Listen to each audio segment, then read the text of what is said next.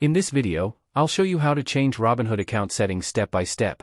Whether you want to update your personal information, adjust your security preferences, or manage notifications, you can do it all from the Account Settings menu.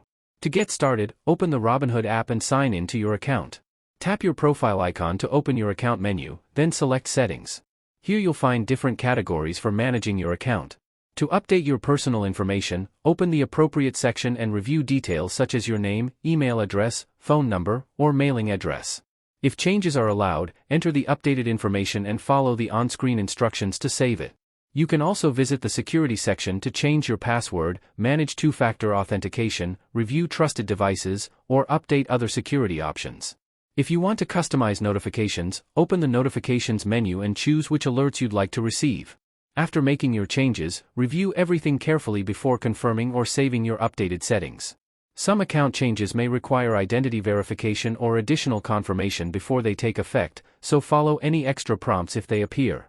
Once everything is updated, return to the main screen and continue using your account as normal.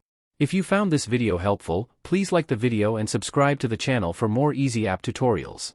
Thanks for watching.